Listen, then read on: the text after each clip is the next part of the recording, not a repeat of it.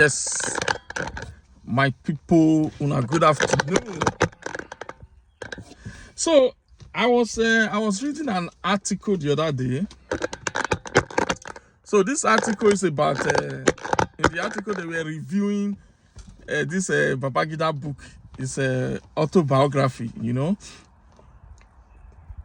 the author of the article was saying that if there's any serious politician out there, serious politician, either old or young, that is in power, that is serious, okay, that is serious to help Nigeria or help Nigeria economy grow, you should go and pick up that Babangida book.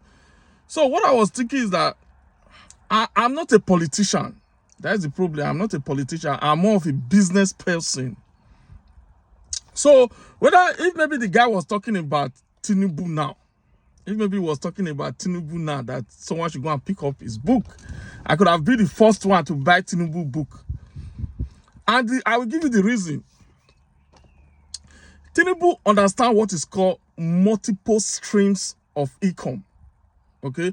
Tinubu understand what is called multiple streams of income, multiple source of income. I was introduced to multiple streams of income or multiple source of income by a guy called Bob Prato. Bob Prato. So when I look at all Tinubu investment, I think anytime they talk about Tinubu, so they show all his businesses. Probably they want to use the business to criticize him, but I was learning from his business acumen. So I think the list was up to about, let's say, roughly 30 lists of all Tinubu investments, okay, all Tinubu businesses.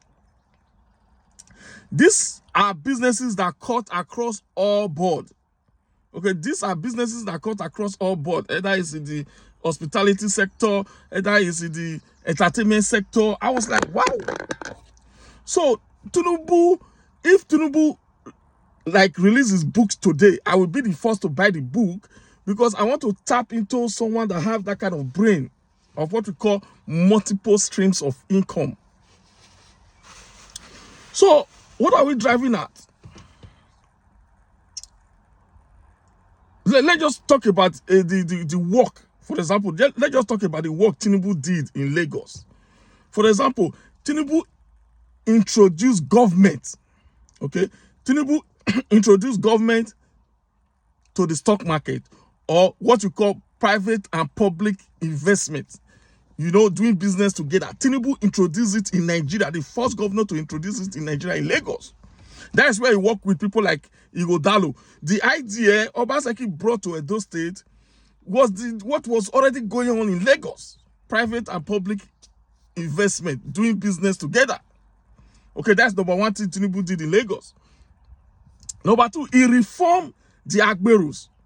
Okay, he reformed the Agberus. It's not easy to take a human being that everybody in the society has said that this human being is useless. This human being cannot add any value to the society again. Tinubu successfully bring all these Agberus together and reform them. Okay, I had a Yoruba friend that used to live in Lagos. He said before Tinubu come here, I think in 99 or something like that, those Agberu were robbing houses. Okay, they will tell you that, look, next tomorrow we are coming to rob you, and they will come and rob you. So since Tinubu bring all these Agberu together, it make them to become useful to the society, make them to become employed, to feel better about themselves. So those criminality was reduced or even stopped, according to the way the guy explained to me.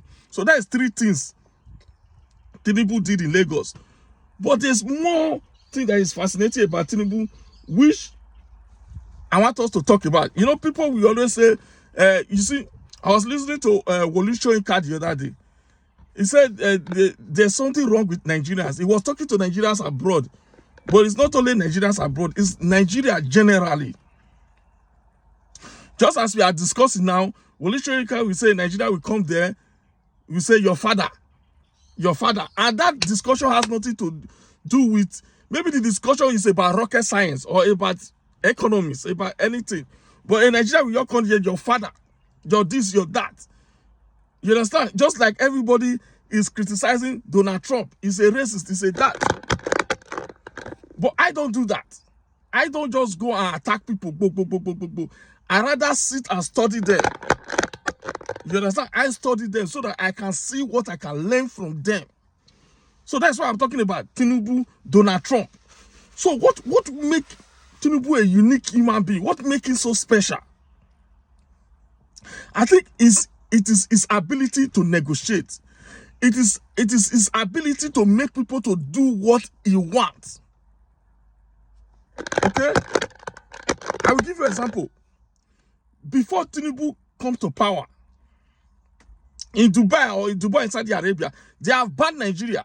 They have told Nigeria that no Nigeria they will not give visa to any Nigerians anymore. Peradventure, Tinubu went his first visit to Dubai or Saudi Arabia. What happened? Boom. They start giving Nigeria visa again. Just one visit. Just Tinubu going to Dubai. Another one, South Africa. Tinubu went to South Africa just by visiting the president of South Africa. Do you know what happened? Boom. South Africa start giving Nigeria free visa.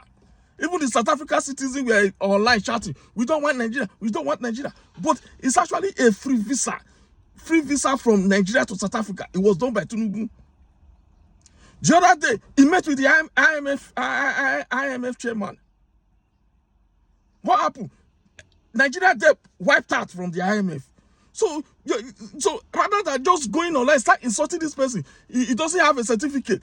Me, I can't even express myself. Me that have a certificate, I can't express myself better than Tinubu. Tinubu was, I think, the leaders forum they did in, I think, one of the Arab country. Come and hear Tinubu speaking. Come hear English.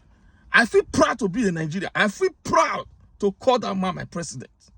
The kind of intellectualism, the kind of things that is coming out of his mouth. I mean, there's no way an intellectual person, someone that can reason, okay, someone that have any sense of thinking or we not like that man.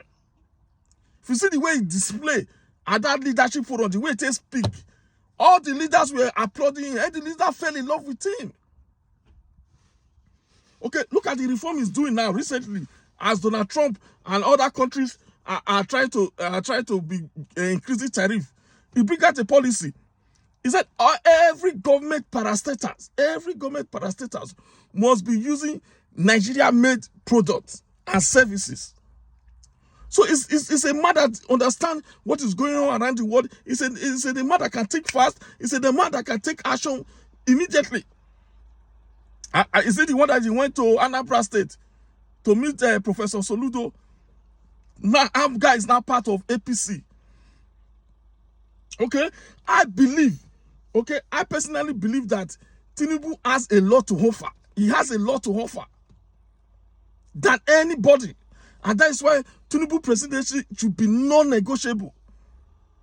I see everybody is crying, Ibrahim Traore. You see me, I've not even talked about Ibrahim Traore. Even all the musicians, all the rappers in America are shouting Ibrahim. Because I don't think he has what they call intellectual capacity. Because intelligent rule the world. I don't think he's up there. That is what makes Tinubu more sophisticated, more enlightened, more everything than compared to that little boy in Burkina Faso called Ibrahim Traore. You understand? Because Tinubu has the mind, he has the intellectual capacity, he has the experience, he has the wisdom. Just like my brother, Ken Prismo. We were advising young men the other day. He said young men need to listen to older men so that they will not be making mistakes. They need to listen to older men. They need wisdom. Wisdom is not what you just fight and get today. No. Wisdom is age. It takes time. And Tinubu has that. He has the wisdom. He has the experience. I think it's Marcus Aurelius that said that. He said, don't feel bad if you are getting old. Appreciate the wisdom that comes with getting old. And that's what Tinubu have. So my Nigeria people, we must support Tinubu because I think he has a lot to offer. We must support Tinubu for this 2027. Tinubu 2027 is non-negotiable. Okay? The Fulani, the Hausa was there for first time for 8 years. That is Buhari. So we need someone from the south side to be there for 8 years. So Tinubu needs second time. Remove our subsidy is inevitable. It has to happen. And we are sailing through. Okay, we don't have any debt with IMF. The lot of investment is going into road. Look at the road network between Lagos and Port Harcourt. The longest road in the world. You understand? I'm even planning to go and do some investment in that road. Maybe build a hotel there, build petrol station there, build restaurants in that road. So Tinubu has ideas, which I think that if we allow him to continue his presidency, he's going to do wonder with that country. Okay, God bless Nigeria. I think Nigeria is getting great. The foundation, Tinubu is laying the foundation. Let's keep supporting him. Tinubu, come 2027. It is not negotiable. Okay, my name is Victor Vince. I'm a life coach, a business coach, a financial literacy teacher, and I'm also an executive life coach, what is known as leadership coach. Thanks for watching, and do have a productive day.